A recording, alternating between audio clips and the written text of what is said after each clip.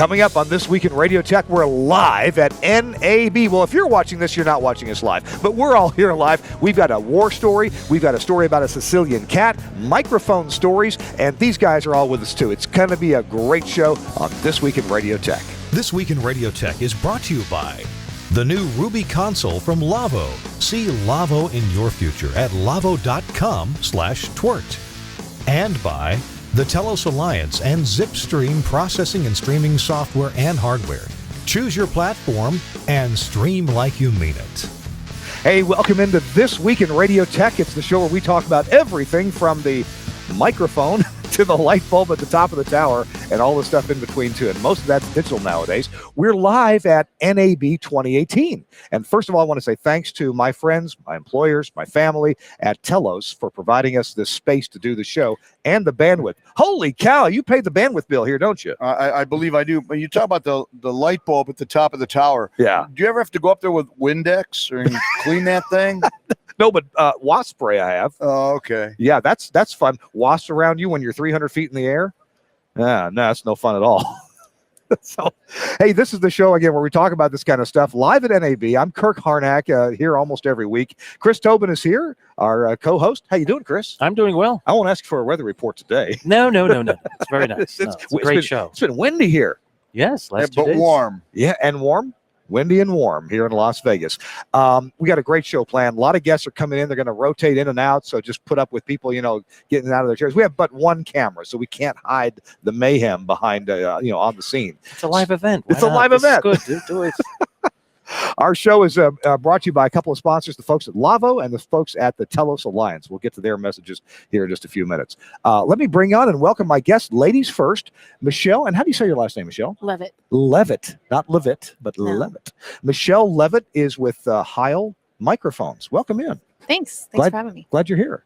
Yeah, it's great to be here. Michelle's going to give us some details on microphone technology because she was very instrumental in helping us choose the right mics for another event we had. And you've got a war story for us. Oh, yes, of course. This is going to be awesome. Frank Foti, the chairman of the board of the Telos Alliance is here. Welcome in, Frank. Well, if you're, say, chairman of the board, I'd say, hey, give me just a little more time. I mean, you got to be more than a millennial to know about that song. That's right. Yes. Give me just a little more time. So we had an event here, Frank, at this very table where Yes. you talked with some people who are described as legends of audio. They are legends of audio. So tell me about this event. In case you missed it, it's on the YouTubes and it'll be on the Facebook channel. But what was the whole thing about? I tell you what, why don't we hold off, because this young lady here is going to talk about some microphones of which we used at that event. Yes. And maybe we'll use that as the segue Good idea. into this. Good idea. So we'll get to the Your floor show director, folks, East Wind Railway, Lakewood, Ohio. We'll tell you what, we'll get to the exciting part first, and that is the war story. We'll get to the war story first. We try to have a war story episode every Poor 10, Michelle, every she's 10 going, episodes. What the did I hell's get going on with these guys? Kirk, Frank, what are you drinking tea or are you smoking something?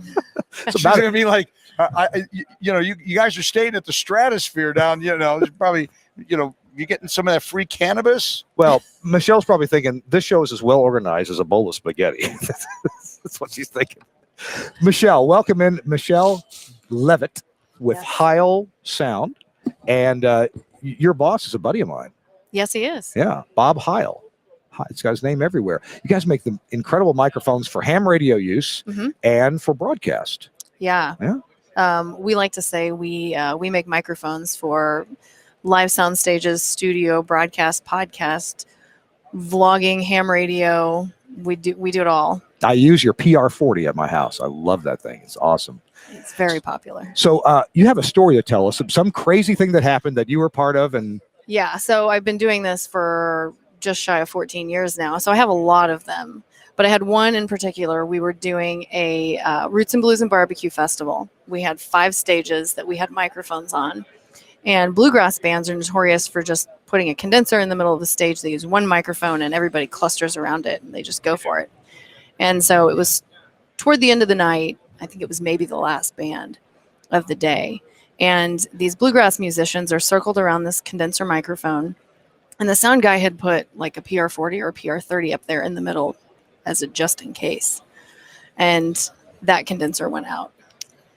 And condensers, for maybe the audience is not as familiar with the technology, the condenser is going to pick up all the sound on the stage. Right. Whereas the dynamic microphones pick up a much tighter area. Well, the musicians, because their monitors could hear that their condenser had failed them. And so they are clustering around this PR40 in the middle of their setup. And so you see all of the bluegrass musicians sort of hunkered down around this microphone for the duration of the song. And they're like smushed together.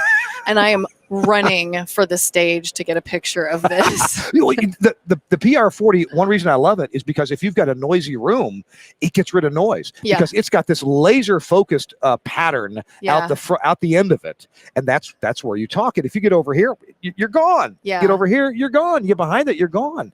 So I can imagine the mayhem of these bluegrass performers trying to all huddle around the imaginary focused funnel coming out of the There was like microphone. 4 or 5 of them on the stage. Oh god! Just around one dynamic microphone. So yeah, I ran as fast as I could to the front of the stage to get a picture of them. Bluegrass, were they playing like the theme to Deliverance? Or how about A Man of Constant Sorrow? That song was made famous. Yeah. That was a good one. Well, the PR40 is a great mic, but not so much for a group. No, we like to mic things individually. Yeah. So you get nice, clear, separated channels of audio, so you can adjust everything. Well, Bob got his start, I guess, with live sound. Yeah. Where you've got hot speakers, hot mics, and you want to keep the two apart from each other. Oh yeah. So it's important. He's always worked on this very focused pattern on the microphone so that it sounds great right here, and you almost can't hear it right here. Yeah, all of our microphones have 40 dB of rear rejection, so it's going to reject almost all the audio of the backside, which is phenomenal for live sound stages because you can literally put a microphone under a cymbal and it won't pick up the drum underneath it. Wow. That is a problem. Wow. Kirk, I'm sure Michelle knows, but one of the things about Bob Heil in the world of rock and roll, there was a little band from Shepherd's Bush, England, known as The Who. And if you want to talk about if you needed separation, at one time, they were in the Guinness Book of World Records for the loudest concert of all time. So when people wonder, why do we sell loud in audio processing? Well, considering that, in about an hour and a half, we'll remind everybody all about that. And I think Pete Townsend, Roger Daltrey, John Entwistle, and Keith Moon will be helping us out. Yes. I'm looking forward to it. Because we won't get fooled again. Michelle, when we were talking about selecting microphone, well, first of all, you guys won an award. Heil? We won 2 at the show. 2? Yeah. So one of them, what's the first one for? So we won Best of Show for our PR77D from Radio World Magazine and also from Pro Sound News. All right. So you won awards for the same product from 2 different organizations. Yes. Now the PR77D, I've got one of these. It's beautiful. That Bob sent me, and it's so gorgeous. It's not the right mic for this environment. No. But I put it in my studio. In fact, I did one of the shows with the PR77. So tell me about that mic. What's the inspiration? So the PR77D, we worked a long time to get this just right. The body is modeled after the RCA 77, so it has a beautiful vintage pill look.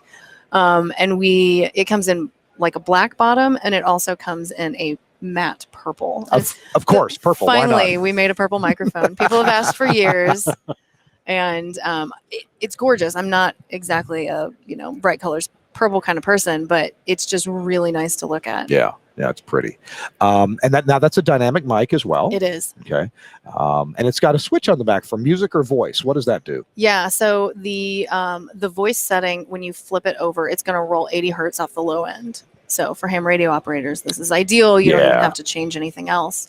Or if you have a more higher pitched voice, it's going to tailor the response a little more to your voice. And it's a beautiful to look at. Is it the same capsule as in the PR40? It is. Okay. I thought It's taken us a long time to get our really big dynamic elements into one of these vintage styled microphones. And this microphone in particular, we spent about 2 years working on. The PR40 looks like some condenser mics that are on the market as far as the body, but you end address it. Right. The PR77D you side address it as you would think of a ribbon mic. Yeah, it is our first side address mic, and we've had people ask for these for years, and we finally did it. But everybody that's walked up, they ask if it's a ribbon mic, and I really thought about having them try it before I told them that it wasn't. Ah, gotcha. Because a lot of our microphones sound more like condenser or ribbon mics. They have a very warm, full sound.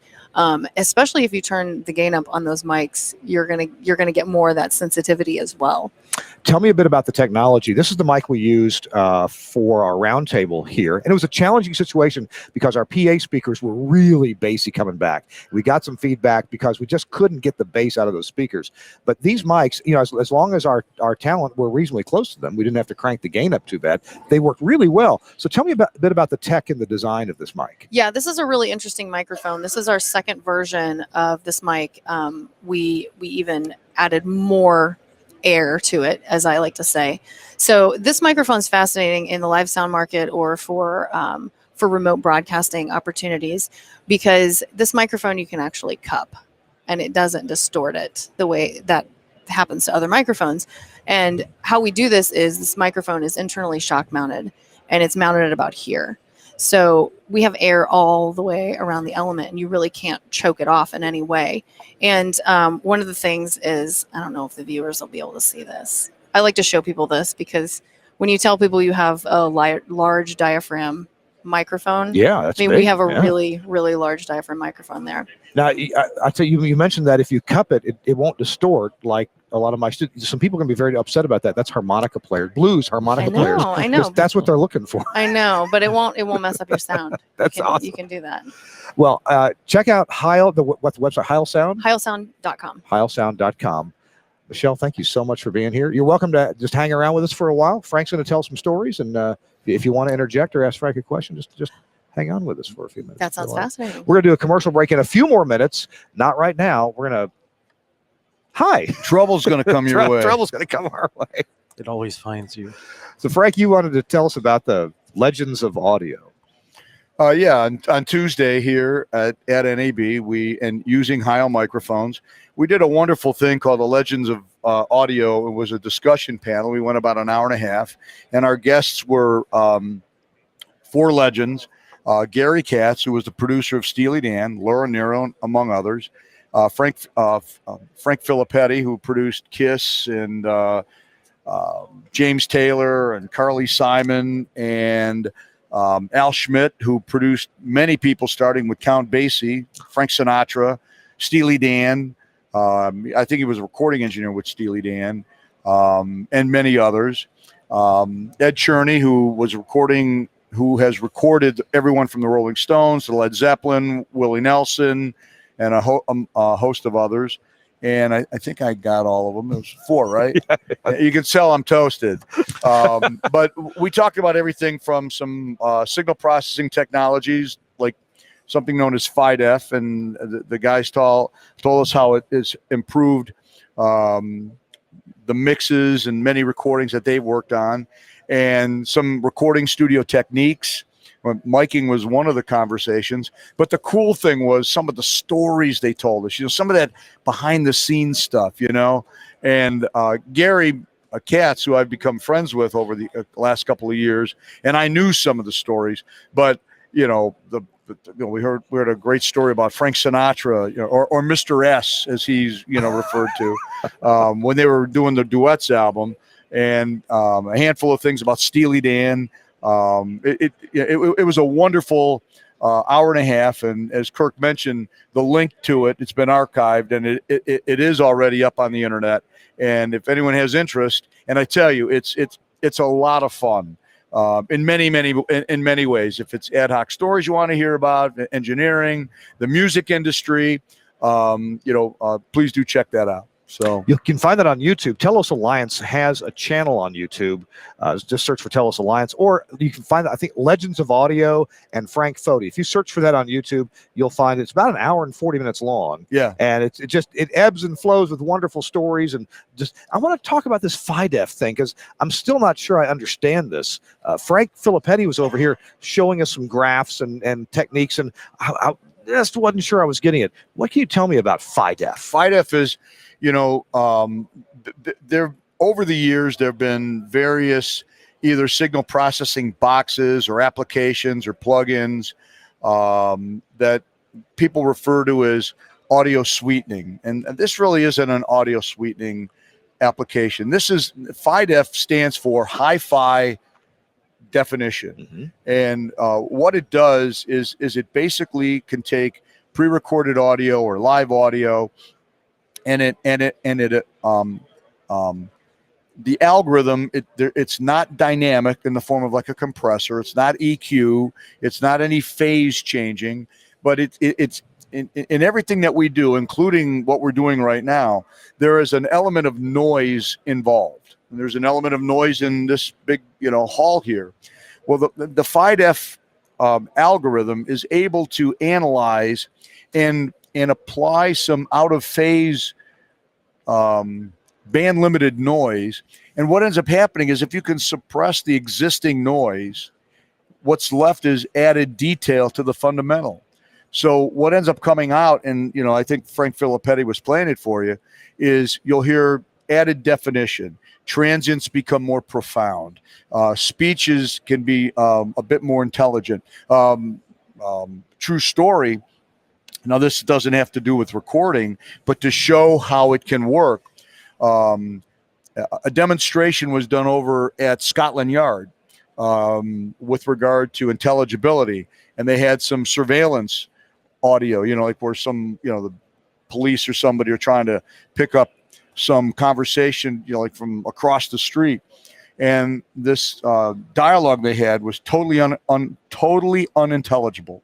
And they needed this dialogue for some court case. Yeah. So our guys applied FiDef to it, and they were able to write down word for word everything that was said, basically because they were able to go in and tune out all the ambient noise. Wow. So when you think about that, now think about what we can do with regard to improving detail in talk shows, music, and as to how, so it has an application in the studio, and it also carries metadata because it can have an application in something like an audio processor for broadcast. So as the audio is coming in, if there's a way we can add more detail to it, guess what? The on-air signal is going to sound better.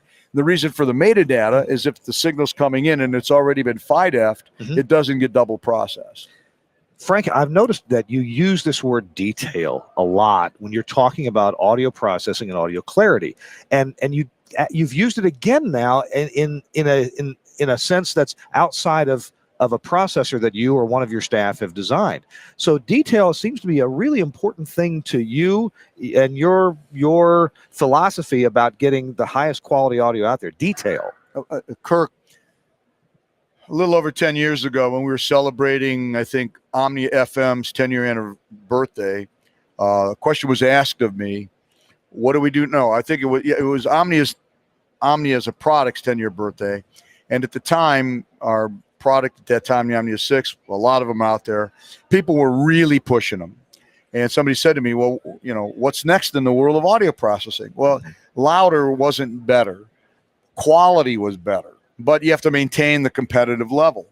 So I dug deep into the whole aspect of what does it take to deliver a competitive quality signal in radio, be it FM or AM. And I've spent years now studying all the nuances, if you will, as to what causes the annoyance to the ear. You might say, oh, it's harmonic distortion. Yes. And somebody might say it's intermod. Yes. Somebody may say it's a combination of the two. Yes. So what I've gone and done, what I've done with the help of a 16-pound left-pawed Sicilian cat that was in the mafia, known as Silvio Dante, he came up with the algorithm, not me, was to come up with a signal process that is able to analyze as it's happening and suppress or eliminate all of these aforementioned annoyances as they're happening. And it's in the latest update for the Omni 11. And customers all week have been coming in going, I had no idea. I mean, I put this thing on and, oh my God, same loudness, and we are so much cleaner. It's because as you remove these little annoyances, it sounds better. Probably much in the same as in the microphone world. If there's little things that could be done with the, with the module, with the physical part of the microphone itself, that's going to enable better capture. Yeah, everyone wins. And obviously in the microphone world, if you get it there, it makes it a lot easier further down the line. If this and its preamp is low noise, all that, and it all matters. And there's no odd resonances and things like that. It all matters. Yeah, it does. Frank, that's amazing. And listen, Phil, we're going to run to a commercial break. Feel welcome to stay over if you need. I want to thank Michelle. And I know that screws on somehow. The other way. It goes. Well, yeah, I was trying to find the beginning of the thread. There we go. I got it. Yes. Look at that. Thank you so much for use of the microphones. And I love my PR 40. I got to ask you about it. I always tell people PR 40 is a great mic for guys because it just makes a guy sound like a guy. What's a good mic for women? So I use a lot of times the PR 30. Okay. Lately, I've actually been using this one because a lot of people ask me what they can use for remote recording. And so I've just started using it so people can hear what it sounds like. So the one for women, does it have like a pink ring? No. No? Me too, by the way, folks. Me too, Michelle, anytime you want to have the authorities come and haul me out of here, is they okay by me? Yeah. So, it's already happening. Kirk, if I may say, haul me out of here. If I do need to give a shout out to probably the most valuable player of this trade show, who isn't here right now, who deserved to have a trade show badge, who's 750 pound and dirty as hell. But Sunday, our little friend Eastwind, who, took people around a railroad down here in Southern Nevada, all week we've had more people who've come in here and wanted to talk about a particular locomotive of which you produced a beautiful video of, and now the locomotive wants to have his own star in the Hollywood Walk of Fame. I love Eastwind. Eastwind is great for kids, adults, anybody. It's a great ride. We got to look into the audio effect on the brain of a train because it's beautiful. Just that clickety clack, clickety clack, the clickety clack. The chuffing, the synchronized, which, by the way, that's quadrature. Is it? Well, yes, it is, because you've got a 90-degree offset of the, and by the way, Eastwind has the ability. It's also in surround. Unless you go straight, then it's linear. That's so right. You get both, and the bottom end is pretty amazing. We'll be here all week, folks. No, we're not. Right. We're leaving today. Yeah, we're leaving today, but make sure you try the veal. We're going to be right back in a minute. We got some folks from LRN, Local Radio Networks, coming up, and Chris has a review of the entire NAB show right here. Real quick, you talk too much, man. I know. A New Yorker, no less. Oh, no, you'd be surprised. Kirk can tell you. When Kirk has troubles, which is sometimes, Chris fills in like just a prince. He just comes right in. Well, guys, thanks for letting me have a chance to hang out with you guys, and pleasure chatting with you. You too. We're going to be back in just a minute. Stay tuned. There has probably never been a better time in history to buy a new radio mixing console. Today's consoles are more sophisticated than ever, with more features and functions than you can shake a stick at. But have you noticed how complicated they are? There's a sea of knobs and switches and displays and buttons. Some of them look like you might need a pilot's license to do your show. Well, a board doesn't have to be complicated to be powerful. Just look at the new Ruby mixing surface from Lavo. The first thing you notice is how smooth and streamlined it is. Ruby has lots of cool tech, but what it doesn't have is that confusing ocean of buttons that clutter things up. Now, we all know that there are some console features the jock only uses once in a while, so why dedicate controls to them? Ruby fixes this problem by moving those once-in-a-blue-moon controls to a touch-sensitive, customizable GUI that happily shares screen space with your other studio software, helping you fight control room clutter. Thanks to this design innovation, talent that use Ruby produce smoother shows with less errors. Controls that are used the most fall naturally to hand, while functions that rarely need adjustment are easily controlled with just a couple of clicks in the context-sensitive GUI. And Ruby has cool features you won't find on other boards, like Auto Mix, an intelligent gain writing function that guarantees the perfect mix for multi-mic morning shows and call-in segments. dual mode snapshots that instantly switch the motorized faders between on-air and production modes, and enough DSP and I/O options to make even your pro sound pals green with envy. And because quality is as important to Lavo as it is to you, every console is proudly built to fanatically precise standards at Lavo's own factory in Germany. If you're ready to declutter your control room, do yourself a favor. Check out the new Ruby and the other cool Lavo radio tech at www.lawo.com/TWiRT. Use that. Yes. Lavo.com/TWiRT. Okay, are we on? Everything good? We sending audio? Check, check, check. Yes, I think we're good. Okay. Hey, we're back on This Week in Radio Tech. It's episode 390. It's a War Stories episode. And thanks to Michelle and to Frank for both being on the show. And now we got some new guests. We have Will Mashione. Hey, Will, welcome in. Thank you. Glad Thank you you're for having here. me. Now, by the way, I didn't warn you. We're going to need a war story from you, like something. Oh my gosh, there I was, And You're really putting me on the spot now. Well, we try to educate our viewers. We try to come up with, hey, here's a problem that we had. And here's how I solved it. Well, that's the kind of thing we're looking for. But I should do it. First of all, I should get a little more headphone volume. Yeah, that's great. There we go.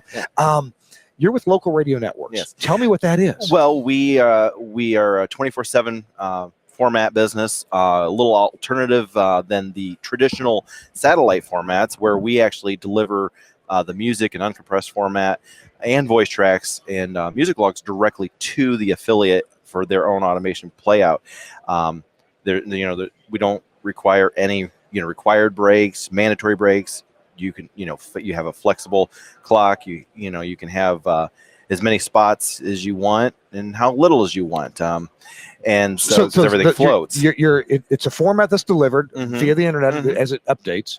Your clock is a bit up to you. You don't have to go with the network clock. Right. And your spot breaks can vary. Yeah. We have various ways that we can deliver. You have a lot of people that like to sweep the top of the hour, right after the hour ID with a song. Well, we give you that option, and like I said, the breaks are not timed at all. You can do them whenever you want, and then we provide local content.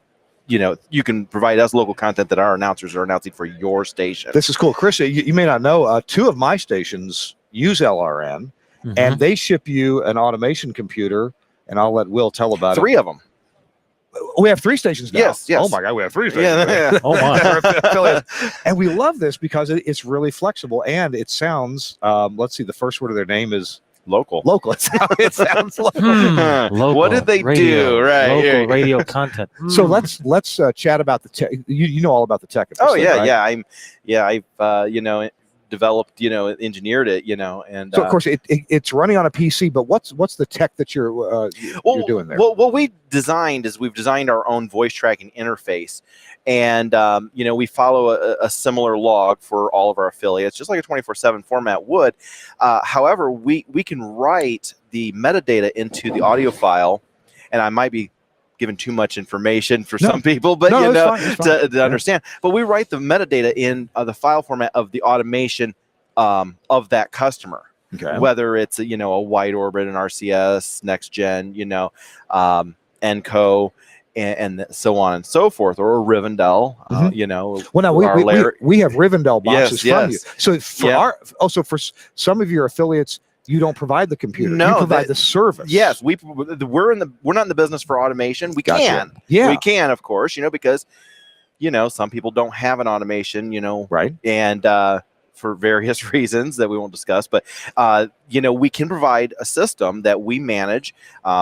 I can access it from my cell phone at all times, So for me, we've have like 14, 15 stations altogether, and that's a lot to manage. And I barely do an adequate job of this, but to know that we have 3 automation systems that you guys manage, that you guys do the updates, yes, that you guys handle if there's a new software or new update from Rivendell, from Paravel Systems, you guys take care of that. Right, exactly. And we have, you guys will do either the sound card or the IP driver for that. That's correct. Yeah, we've done both. Yeah. And we're extremely flexible. I mean, like I said, we're not in the automation business. We're in the business almost in a way of a consulting capacity that we can identify, we can have a customer come to us and say, hey, I want it delivered in this manner.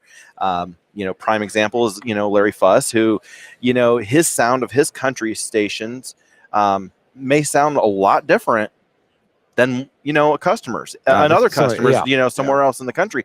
And the beauty is that we give that customization, availability to each customer to brand themselves. And, so have their own identity. I guess in our case, we're running. Somebody else is scheduling our music. I think my business partner Larry hires somebody else to schedule the music. No, we're scheduling the music. Okay. Yeah, okay. we schedule the music. It's our voice talent that is sending the voice tracks down, and Larry, and whoever else he has employed with him, goes into our portal and feeds us content of what we want. That's right. Yeah. The Rotary Club is doing this week. Exactly. And, the Boy Scouts are meeting over pancake here. supper at the United Methodist Church. Whatever. Yep. And I invite anybody to get in touch with us to do demonstrations. We got some really neat technology. Little back history. You want to talk about a war story? We actually are local broadcasters. We own 7 radio stations ourselves in the Northeast Indiana, Southern Michigan, and Northwest Ohio, and we saw the need for something a little more. And we knew we could not be the only ones in the country that needed something more, to be more local, and to be just their own branding and that sort of thing. So instead of just the cookie cut approach. So. I did not realize you guys were so flexible, because all I knew from you guys is we got a Rivendell right, box, and you plug it in and hook it up, you and just walk away. Works. It just exactly. Works. Yep. You know what? At our stations, we also provide. You guys use as a source. I guess you grab files from a folder somewhere. We have up-to-date local news every morning, and we have new weather forecasts every hour, and those are provided from a couple outside services that we use. And your system just grabs those and just dumps it in where you want it. Yeah, absolutely. Wow. So. What are you finding about the reliability of a system like Rivendell? Well, Rivendell is rock solid. I mean, we use it in our own 7 stations. You can't go wrong with a Linux product. Viruses, don't execute in them, and just the stability, and you don't have those.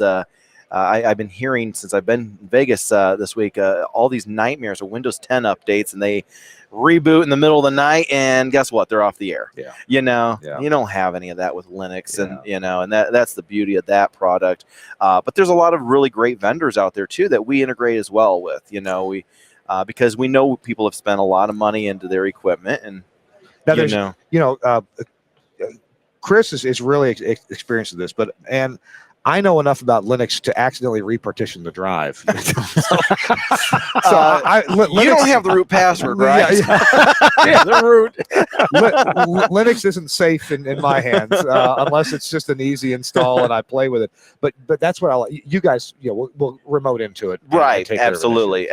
Yeah. We, awesome. In our systems that we do provide, I pride ourselves in, and I always have this, this sales pitch that, we put the best quality of hard drives in there, because I'm going to tell you that's going to be the first thing that fails is a hard drive. And so we put enterprise grade hard drives in there. We put 2 4 terabyte hard drives in there. They rate each other. So if one fails, it goes right to the other. We know about it before the affiliate does. We're constantly monitoring that through the network.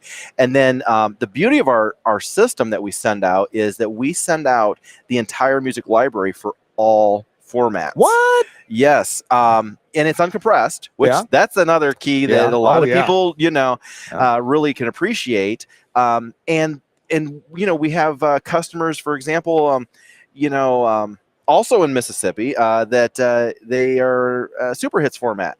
Well, November 1st, they go to all Christmas, and guess what? It's all there. The music's there. I send them a different log on the date they tell me to, and they're on a different format. So there's no huge download of Christmas music. And so the download requirements, your internet bandwidth, are not that big. No, we send, the files are huge. Yes, they're huge. Yeah. But we don't send them during the day. They get sent at 11:45 in the time zone that they're in, because guess what? If there's a ball game going on, they're done. Your office staff ain't going to be there, and your next morning shows or whatever won't be until like 4 or 5 o'clock, and the new updates are already been downloaded. The only person there at 11:45 is an engineer who's fixing something that's not an LRN computer. Exactly. That's exactly right.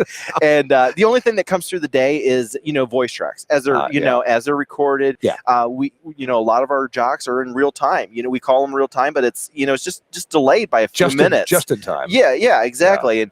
Yeah. And a problem I have with Larry actually is he'll see, oh, this voice tracks isn't there. I'm like, he's still working on it, Dude.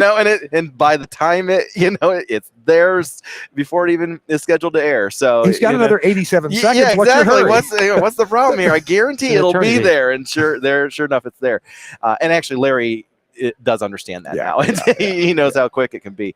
So I always say, you might be an oldies format, and they're not making any new oldies songs, but you're still getting the CHRs and all that put into your system. So if at any point you say, you know what, we're going to go a different direction, we want to, go to a CHR or hot AC format, that music's there. You just say, hey, you tell me when, and we're prepared for you. Yep. Give me the date. Very nice. So who would have thought? Yeah. Will, thank you very much. Oh, for being thank with you us. so much for having me. I appreciate it. Hey, it's great to finally meet you.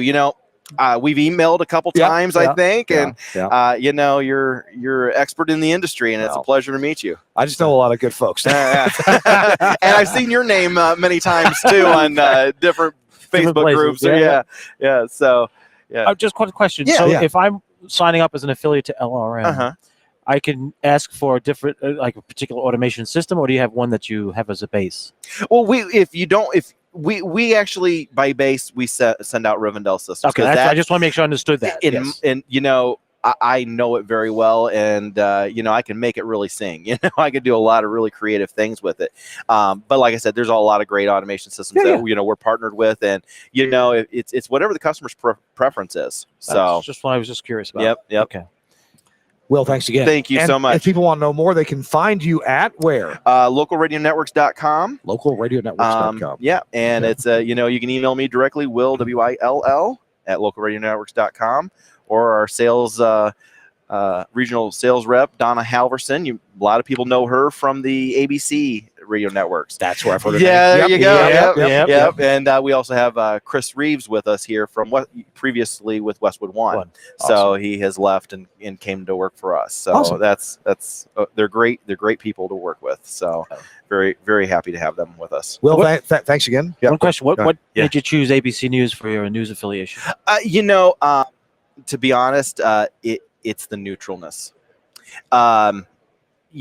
Different parts of the country, more Republicans, and they lean one way or the other. ABC seems to be the most neutral, source, and and the name. I mean, it's a long time, network affiliation or news network, and again, great people to work with. I mean, just work with Steve Jones. We work with Steve Jones. I used to work with those guys. Okay, I was just curious if Mary McCarthy and I are every day emailing back and forth new affiliates. And you got some really good people. We really do. All right, so, wise choice. So, of all things, I pine for the days of the ABC Information Network and the FM Joe network. Templeton. And ABC, exactly. Information, Direction Network. Direction, yep. Yes.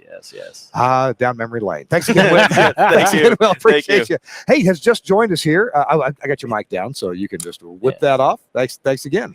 All We'll right. have Josh come around this way. Oh, yeah. Hey, come on, Josh. So, Alex. Hi. Here. Hi, how are you doing? I'm doing good. How are you doing, Kirk? I love that shirt. Look at that thing. Yes, I'm going to be singing in the lounge. I was going to say, are you the opening act there? Or? The new LVCC lounge. Right, yeah. It will cost you, though. Dearly, especially your ears. So Alex Hartman is here, and Alex joins us. You hang around the guys at OMG, because that's your company. Yep. Optimized Media Group. Optimized Media Group in St. Cloud? Yep, St. Cloud, Minnesota. And you're also associated with the university, right? Yep, St. Cloud State University. Yeah. So, I did a presentation on Saturday about kind of future radio studio. Right. And I got some of my information and ideas from you. Oh, my. That's all right. We'll bring Josh's. Oh, there we go. Hey, Josh. Hello. Good to see you. How are you? Josh Bohn. We're going to talk to you in a little bit, right? Yeah. Okay, good. So what can you tell me about what you told me? Well, Kirk, the future of radio is not traditional as we know it today. The user base is getting younger. The engineering group is definitely getting younger. There's a generational gap there. The second nature of this world is touchscreens and pads of some kind, whether it be a Surface Pro or an iPad or even everybody's got one. Yeah. I can control 13 facilities from right here all Only over the 13? world. You may not. The other ones, You're the other ones slacking. they don't You're let slacking. me. The other ones they don't let me use the cell phone. They make me bust out the laptop. But Oh, there's security and PCI compliance. who cares about that? Yeah, Password is password. Come on, Right, we well- all know that. right. 1, 2, 3, 4, 5. Right. Happy one. Right. Apparently, he's experienced that. Yeah. Exactly. So in that reference, the traditional console is not going to be what you expect it to be. Physical faders, Right, physical right. knobs. It's all right at the fingertips. It's second nature, like we've discussed in the past. As such, how do you take that and condense that into virtualization? And how do you put all of that into all that power? Computers these days, I mean, broadcasters, we've always joked, is 20 years behind the time. Well, it's true. I mean, when you start looking at it, when we look at an audio vault system, for instance, or an Enco, or any of the automation systems, they're all going into this virtualized world. You can buy one server from them and run your entire facility through it. Well, that's good and fine for the automation, but why haven't we started doing that with the processing, the consoles, the IFB systems, all of this? You just need this or one of these, because you got a mic jack and a speaker jack, or even Bluetooth, and right here is my entire studio facility. Well, for years ago, I was working at a TV station. Somebody said, Kirk, someday we'll no longer have TV cameras. We'll have computers that make TV pictures. Right. And he gave that example for several boxes around the studio. And we have reached that point where it's effective to do so. Now, I think a lot of us were afraid of that because things like, print, nothing happens to the printer. Right. Or, my computer's locked up. Oh, blue screen of death. How would I ever use this on the air? In fact, I worked for Scott Studios in the mid-90s, Sure. and we'd go show automation system to people, and they go, oh, no. We can't have a lockup on the air. Oh, yeah, No. exactly. Well, I mean, and to this day, it's gotten to the point where 7 nines, 5 nines reliability, that's not a thing anymore. In the IT industry, you want redundancy, you buy 2. Yeah. The radio industry is like, well, we'll repair it when it breaks, kind of thing. No, when you talk about virtualizing all this kind of mission critical stuff, you got to pay for the backup to the backup, 2-3 times deep. So a lot of what to just carry that idea farther from dedicated boxes that were designed to do one thing and one thing alone, whether it be a telephone hybrid or an audio processor or a mixer. Right. Then for several years, Telos and other manufacturers have made a box that inside is really a PC. Yeah, just don't tell anybody or make it look like it. Right. And I know that developers at our company and others have worked rather hard to make sure nobody sees the PC-ness of it. Because no one trusts a computer to run their radio station. But if the computer, receiver it's general purpose operating systems, and of course the problem is when we have even a Mac, but a Windows PC, you start doing all these crazy things and get software from lots of manufacturers. Some running services, some running, and nobody's tested all these things together. You can't. The matrix would be huge, and that's why we occasionally have lockups, aside from occasional hardware problems, like RAM and that kind of thing. But now we've gotten to the point where we've been running equipment with a PC inside for a while anyway. Now we're starting to, you know what? I trust this server. I'm beginning to finally trust a Windows server platform or a Linux server platform. Well, I want to use an example that Chris had used. We had talked at PREC earlier this week, and or it was last week already. Last week, yes. Wow. My feet hurt that much. You sit up there and you put a phone on the table here like this, and you say, hey, can you call that guy for me real quick? And you pick it up, but hey, there's no dial tone. You intrinsically trust that technology is there. Same with radio. Going back 100+ years now, that is there. So we have to get, and like we said, we've been hiding computers and all this stuff for years. You just never knew it because we changed the panel and how it looked. Still just a computer inside. Now it's time to say the same thing. You walk up to your audio processor, for instance. Hey, can you change the processing for me? Hey, the screen's not turning on. Hey, what? But the processing's still working because you can hear it. Because you can hear it. So there's certain aspects of trade-off there, and especially when you start virtualizing the entire facility or even cloud-based. I've seen a couple of companies offering cloud-based everything, automation and streaming and processing even, which is scary in its own right because now you're beholden to the internet. Yeah, sure. But if your automation, if everything's in the cloud, and you have remote access to it, even with live stuff, and then you have multiple IP paths from a data center, right? They're going to have multiple providers to say your transmitter site, right? Then if you have one IP path, one internet path, okay, you might have a certain amount of reliability there, right? But you get two of them, the chances of them failing at the same time are awfully low, especially right. if they're on different backbones. In almost all instances of failure, it's always in the last mile. Yeah. It's not the internet as a whole that's failing. Yeah. It's completely resilient. There's multiple backups to multiple backups. It knows how to find home, SONET rings, and such like that. And pick your exotic routing protocol that we don't see. It's that last mile. Your cable modem, your DSL, your T1. Pick your flavor for your last mile from your internet provider. You said something in our interview weeks ago, a couple months ago, that I used in my presentation about studios of the future. Yep. And you said, that touchscreen that you're going to control your faders with and your automation and your phone calls and all that with, that's not for the 60-year-old engineer. No, old people need not apply. Yeah, but it's not only fine. Can you say that on television? Yeah, we're streaming. It's the internet. TV, we're good. That's not only fine with the 22-year-olds. It's their preference. It's their preference. They've grown up in the iPad generation. They've grown up in the touchscreen. This is natural to them. Yeah. And for engineers, even I'm 37. So I'm in that older crowd now, and I've been preaching this now for 15 years. I was that young kid at one point. But the older generation is getting out, finally retiring, going and enjoying life. And the only time the older generation, so to speak, sees these things is when they install them or when they're broken. They're not the daily users. Yeah. So what do you care what it is in that respect? I mean, I've got touch screens. I've poured Coke bottles all over. Works fine. Just wipe them off.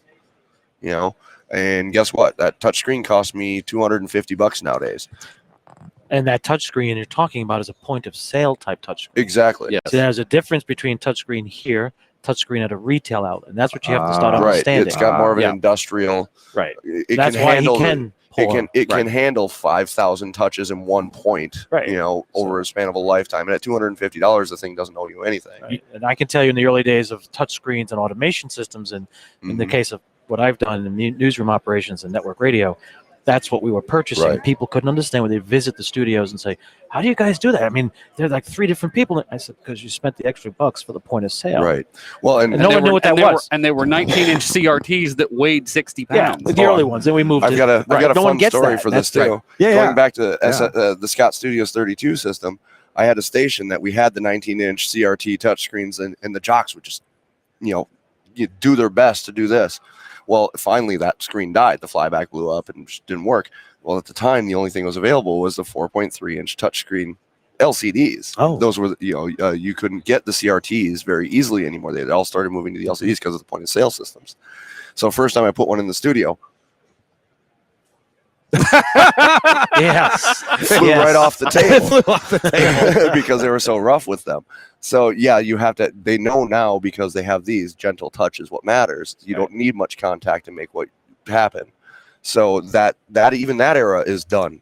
We've outgrown it. So it's our show, This Week in Radio Tech, episode 390, is brought to you in part by our friends at the Telos Alliance. We're going to do something a little bit different for the commercial here. Everybody at this table uses some product from the Telos Alliance, right? Yes. Okay. I would like just a quick elevator length testimonial about what's your favorite product and why do you like it? Oh my. Start with Alex. Okay, Alex, what's your favorite product and why do you like it? All right, I'm going to go back to my old faithful. My first thing that I got from Telos of the modern era was the Omnia 9. Okay. I absolutely love that processor. It runs my radio. I have a Nautel GV10, serial number 1/2. Seriously, the serial number showed up after the transmitter. I was a test bed for it. We paired it with an Omnia 9 because we were doing the full load HDs and everything else, and Omnia Direct, doing the AES MPX. Was a perfect merriment, and the support has been great. It's had its fourth birthday that unit's fourth birthday was a week before NAB here. Okay. So that thing has been tried and true, and support from the company has been great on certain things that I've had, working with, and even better, don't have to look at it. It's just like I turn on the pretty lights. It's pretty, but it's so pretty. And yeah, the Omnia 9, there's a new update too. Well, there's a free software update. Yep. And in case you want Livewire on it, yep, which it never had before. Now it's a hardware update and it does cost. It's under $1,000. I think it's under $800. I think so, yeah. But you can get it updated to Livewire and AES67. Yep. At the same time. So that's available for the Omnia 9. So I'm glad you liked it. There's a major station in Nashville that asked me to come over and adjust the Omnia 9, and I had a blast adjusting that thing. Those things are fun. And it's so freaking clean. In my office, I have a 50-inch 4K monitor. I put my Omnia 9 on there. My and God. just sit there and listen to the radio and watch the lights. Oh, yeah. Yeah, pretty lights. Very much so. Josh, do you have a favorite Telos Alliance product that you want to I would say I own stations in North Alabama with a partner, and we recently installed, it's an older version, but the ProStream. Oh, yeah. On our stream, the streaming encoder with the built-in Omnia processor. This is the 1RU box. The 1U box. Now it's called the ZipStream R1. Turns out the word ProStream was taken by somebody else. Oh, no. So yeah, we shipped a few of those. Then we'll send you a sticker to put over. All right, we can take care of that. So, but this is a streaming appliance. Correct. Okay. And we've been traditionally, we recently just launched an oldies format, and we had been doing a talk simulcast, and we were using small form factor computers for encoding. It was talk. It was not really that big of a deal. The audio quality was Once we went music, I told my partner, I said, we have to do something better. And I was able to procure one of those and put it in there. And the difference is night and day between what we were doing before with just some basic AGC in front of the audio input to having a full Omnia processor in there, having it be able to encode multiple streams simultaneously. It's just the reliability has gone up. I don't have to worry. Am I going to get a call today saying that the stream's down? When I tune in, it sounds every bit as good as what's on the air, as opposed to, people listen to the stream and they say, well, we really like your station, but your stream sounds like crap. Yeah. So this is taking care of that problem for me. So, yeah. So many people, and I just want to mention that you said it's got Omnia processing in it, and every streaming encoder that this company, the Telos Alliance, has ever offered has audio processing, at least basic 3-band processing. I say it's basic. It's actually an incredibly good design with a specially tailored look-ahead limiter that is tailored for bitrate reduced audio encoding.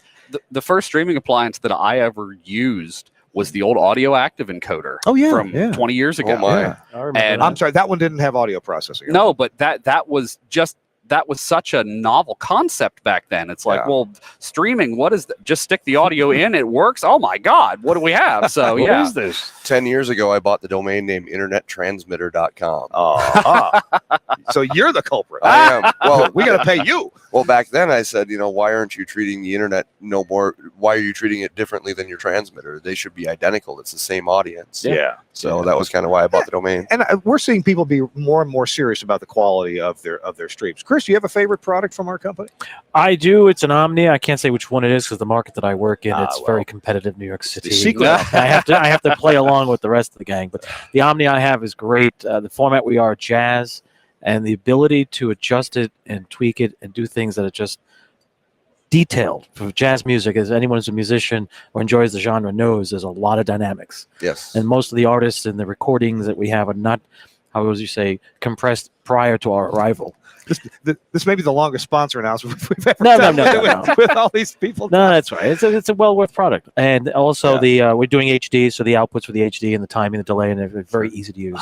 Okay. As both Josh and Alex indicated, it's easy to operate and remote access to it. So those of us who've done years ago the analog way of doing things in audio processing, you'd have to go out into the market, listen, drive back to the transmitter site, go to the base of the tower, or the transmitter room, listen, knowing that your FM radio is being overloaded by the transmitter at the site, so you're really not hearing what the average listener is hearing. Right. Yeah. Now I can sit in my car anywhere in the 5 boroughs of New York City or northern New Jersey and just tweak away. And then hop into another car, tweak away. Yep, exactly. Hop into a truck, tweak away. I just sit at the car dealership. I tried that once. They were totally confused. I was like, I'm going to leave. But see, you're in New York City. I'm in small town Minnesota. It's completely normal for people to do that. Absolutely. But no, I think for anyone who, as Alex pointed out, the aging of our engineering people In the it's community. in the community. It's very important to understand that everything has its place and time of reference for the individual. So if you have someone who's, say, 65, 70 years old, who's been doing engineering, radio engineering, his reference or her reference is going to be nothing close to what we're doing now. Exactly. So I always look at things and just say, hey, this is great. I don't care if I can do this or not. But the Omnia product is definitely one that's kept up with the community it serves, Right. and it works. You mentioned a car dealer. This is a great idea. So go to the car dealer and Oh, you want geez. and have your laptop or your whatever you're I going bring to a adjust the tablet. process with, and say, excuse me, I got 3 hours and I need to sit in 17 of your different cars and listen to radio. That'd be all right. Yeah, I've actually done that, and then they're cooperative because they know I work for the radio stations. They work with the radio stations, Yeah. so they're more than happy to have us come in wearing the station apparel or even bring the station vehicle, kind of a freebie remote, and I just sit there and bounce between all their cars, and then I go to the next one across the street, versus the Chevy versus the Ford versus the Hyundai dealer. And I do that all the time. As this 6-minute infomercial continues, I'll wrap it up by just by just saying that my favorite product from the Telos Alliance is just the audio over IP thing. I have built a ton of radio stations in my life, and back in the 80s and 90s, I built a lot of traditional radio stations, ran a lot of wire, had a lot of cuts on my fingers from punching stuff down and crawling through a lot of mouse poop infested attics, and but things are different than in the big city, and Not by much. there's not by much. And this audio over IP is just amazing that we can do so much remotely. You make your infrastructure good. You hook up those network cables. You make sure your crimps are all good. You plug them all in good. Everything's all right there. You go home and you can tweak and adjust and change. Hey, we're doing this show from this studio today. That's not a problem. Oh, you need the news in there, no problem. Oh, you need a phone line in there, no problem. And you can do all that remotely, and you can do it from halfway around the world. I do that to my stations in American Samoa, and fix, adjust, move things there, and it's just great. So They're showing off that IP tablet software where they're showing around the booth here, where that one 24-inch screen is controlling 5 different Fusion consoles. Yeah. Wow. Amazing. So tell you what, thanks a lot to the Telos Alliance for sponsoring This Week in Radio Tech. Go to telosalliance.com to have a look. We've got a few minutes left in our remaining time. Let's spend a couple minutes with Josh. Josh, welcome in. Glad you're here. Yeah, thanks for having me. And you own some radio stations. I do. Somehow, I knew you're an engineer. Yes, but I didn't know you own stations. I do. I own WTKI and WIEZ in the Huntsville, Alabama market. Really? Yep. Okay. Been partners with Fred Holland for going on 9 years now. And we've, like I said, we have a talk product and also an oldie station that we launched a little over a month ago that's gaining traction. What is this? This MaxxKonnect? Yes, it's a cool thing. That is our wireless internet product. It's in its 4th year. I did 3 years of beta testing with local sites before I said, okay, I can actually offer this as a product, because I didn't want to sell it and have people say this doesn't work. So we get our service from Verizon. Yeah. We're essentially the ISP. Verizon's our backbone. Yeah. It runs on the 4G service, and it is commercial class service. So you don't have to worry about dropouts or reliability issues or anything like that. Remember, he said commercial class. Yes. Those of you who understand wireless, there's 2 classes, commercial and retail. Yeah. Your MiFi is retail. Yeah. Even though you bought it for the business. It's a consumer grade product. Consumer grade. So essentially, when you're looking at prioritization on the tower, you've got the commercial grade services up here, and then you've got, little Ashley's cell phone down here. Yeah. They're going to throttle Ashley and kick her off the tower, and this is not going to get touched. That's amazing. I see. I always believe there's got to be an in like that. You've got the in. I've got the and in. this is the product. Yes. Absolutely. So this looks like a commercially available, and I think I know which brand, travel modem, professional point of sale type modem. That's a router. Okay. We use mostly Cradle Point hardware. Yeah. That's what that is. That's an MBR 1200B, which is a discontinued model, but we still use a lot of refurbished units. Yeah. Because they still work.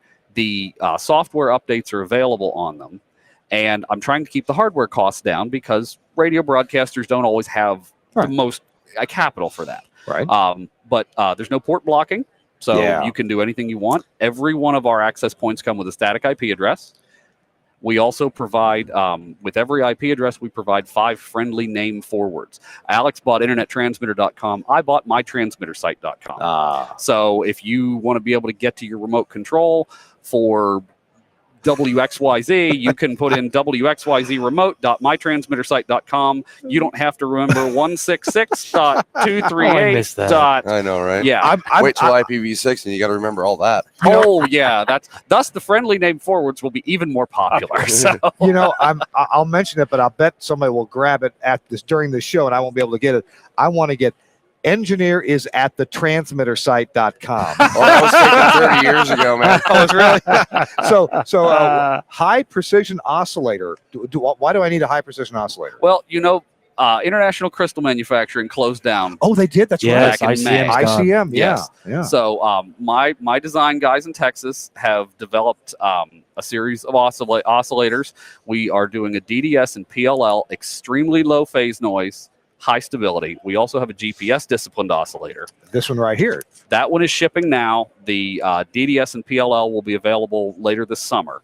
This is shipping now. These are great for if you need a crystal for an AM transmitter. Yeah. These can actually spit out fundamental. It's 100 kilohertz to 160 megs.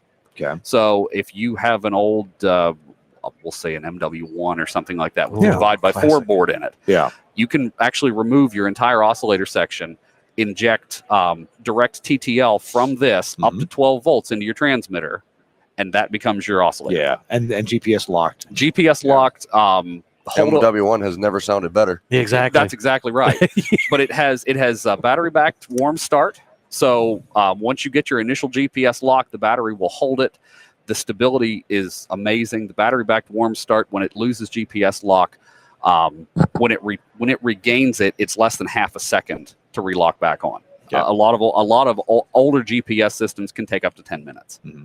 So this is again high precision, available in sine wave or square wave output up to 12 volts on either. SMA females uses standard active GPS antenna, and hopefully for those guys that are looking to retune an AM, or we have smaller ones that are going to be coming out that you'll actually be able to put in STL or RPUs. To replace the crystals in those, because we do a lot of Marty repair, and that's what people call up. Hey, I want to change the frequency on this. Well, we don't have any crystals. Yeah. Well, now later this summer, that won't be a problem. That's good to know that you do repair on Marty gear. Yeah, we do a lot of Marty repair, Mosley repair, analog exciters, things like that. The information on that, martyrepair.com, is the easiest way to go to that. So, clever people out there, man. So, you internet straightforward mavens. and to the point. Absolutely. Yeah, that's right. Guys, we've been going for an hour. We're out of time. Oh, I've only been here for 10 minutes. Wait, we can't get out of time. Chris, Yes. give us the full report. Full report. Well, let's see. I went past a booth that is doing RF monitoring, and apparently at the World Trade Center. What? Well, you can do RF monitoring now at the low end, at the transmitter side, just at the base of the tower. Right. This company out of Switzerland, I think it is, they actually have detectors you place behind the antenna bay. Up in the antenna. So they're doing it for television, and you can do it for FM as well. Okay. And then I was talking to them about the RF-IMI issues, and they said, well, it does fiber, so fiber and DC. Oh, wow. Okay. So it comes down to a concentrator wherever you want on the tower or down below. And then you have complete, I thought it was pretty cool. I'm looking at it and going, well, let's see. Transmitter out, combine. If you're at a combined location, like say Chicago, New York City, or anywhere, any community, into the combiner, out of the combiner, up to the bays. If I'm a multi-bay station, I have bays 1 through 6. Mm-hmm. I can see each bay. You know how many times I've worked with folks where a bay fails, the signal is still out there, somewhat crazy. Right. This is why it doesn't show much, because it's 900 feet of cable. Right. Yeah. Right. But all of a sudden, one night I get a call. I think we're in trouble, and you get out there and you see a little flame at the top or in the middle. So you can look at actually the individual bays and go, wait a minute, I got a red dot on bay 2. Now, when I call the tower company, I'm not doing a fishing expedition. I'm like, Bob, go up to bay 2, pull it out. You can call your antenna manufacturer, hey, ship me a bay. Well, both. And, so and get everything saves time, ready. saves tower crew expense. Exactly. Yep. So I thought it was pretty cool, and they've got DACsystem.ch. They're in Switzerland. So you put a sensor near each bay on your 6 antenna, 6 sensors. What you do is when you're doing your antenna installation, you put in a section of line that has RF probe in it, a port. Okay. Yeah, and then you just do your thing. And if you have, and I asked the question because I have a lot of places I've worked with, and I currently do now, have through lines. Bird, we'll say bird. Yep. And I said, if I take out the bird slug and put in the sample slug, the BNC, can I just pop this guy in and do the calibration? They go, yeah, absolutely.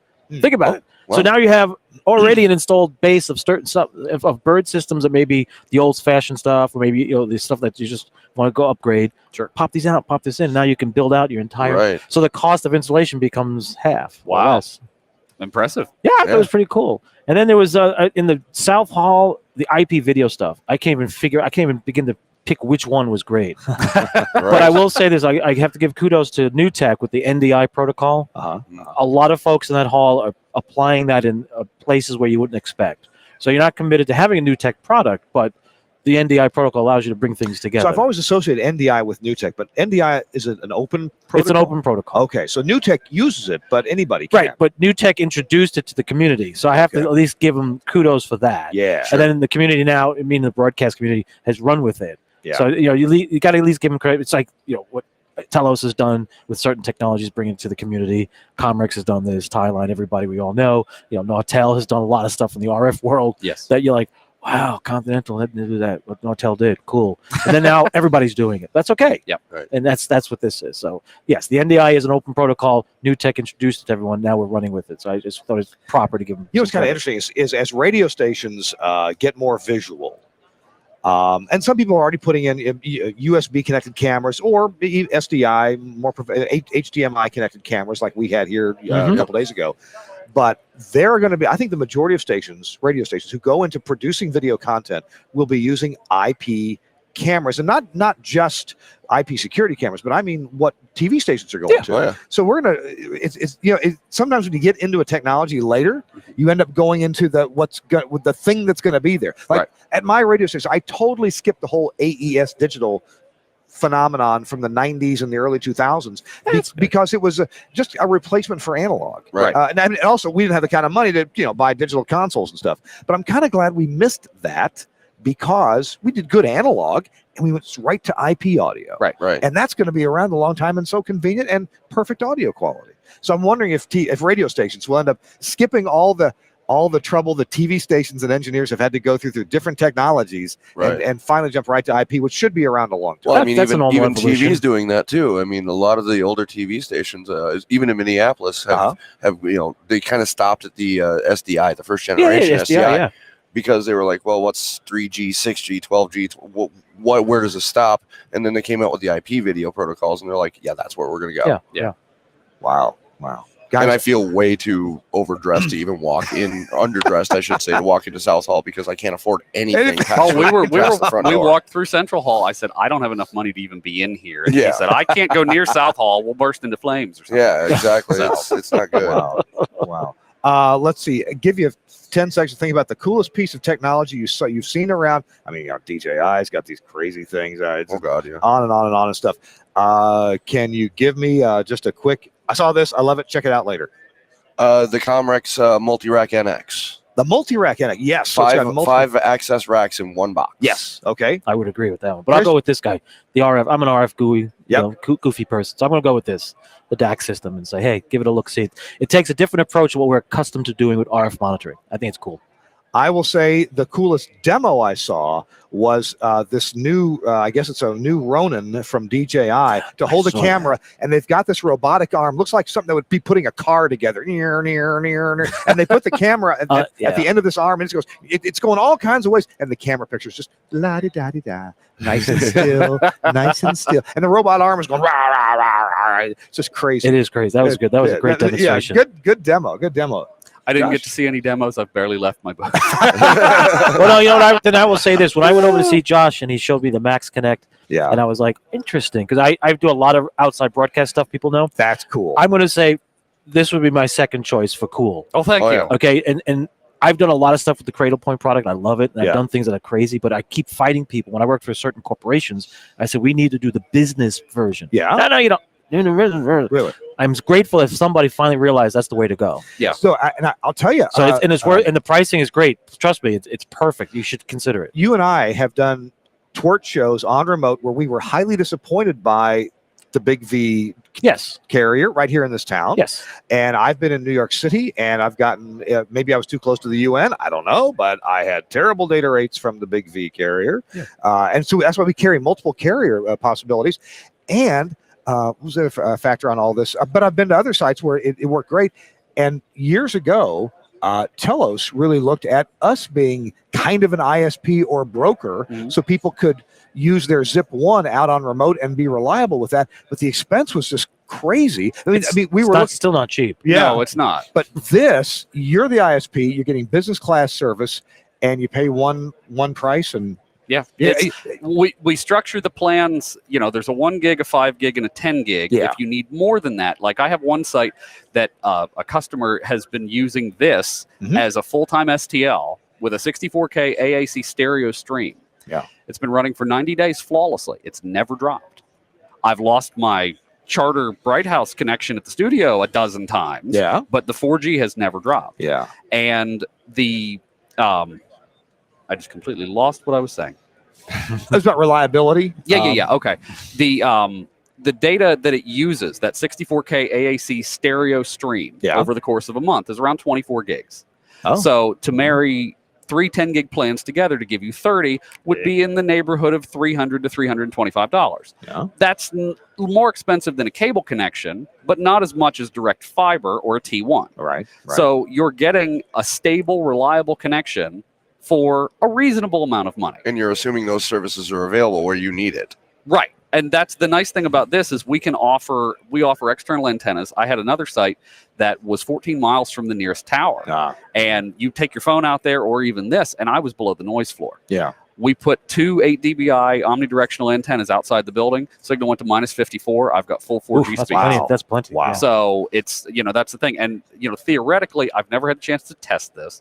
Theoretically, with a directional antenna, we could pull in service from a tower, not necessarily in diversity, but from a tower up to 30 miles away if you have line of sight. So if you're on a mountaintop site and there's no towers nearby, shoot down into the nearest town, and you should be able to pull it in. Josh, we got to get you back on the show for an hour. We got to get you on the show. Oh, yeah, we definitely, SDR, man. Oh, yeah.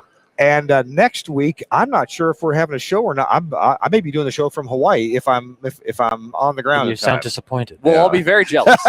Very jealous. I'm building a radio station. That explains the shirt. Oh, yeah. Tiny bubbles. All right, this has been great. Hey, thank you so much for watching. We've having a good time here from live. I want to thank the folks at the Telos Alliance for providing the bandwidth, which, believe me, here it's expensive. I looked it up. It's pretty good.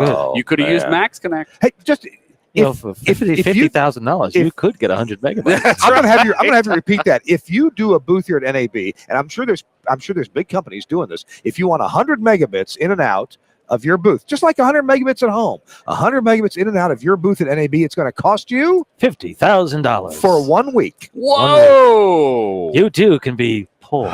you too can be poor. I know it's on that website for the exhibitors internet. Car internet. This works. Yeah. Yes. Yeah. And that's managed by a broadcaster, so it's Broadcaster quality. I know people are poor. We'll have this and other things in the show notes. We got to go. Thanks a lot to Suncast for producing the show. Really appreciate you being flexible on time today, Suncast. Tell your friends, please, about This Week in Radio Tech. We have a website, thisweekinradiotech.com. We have a RSS feed, and there's on every show, you've got links to get you notifications from YouTube or for your favorite podcast catcher. You get your RSS feed, all that stuff. It's all there. So, hey, subscribe to us, and we'll see you every week. Thanks for joining us. We'll see you next week on This Week in Radio Tech.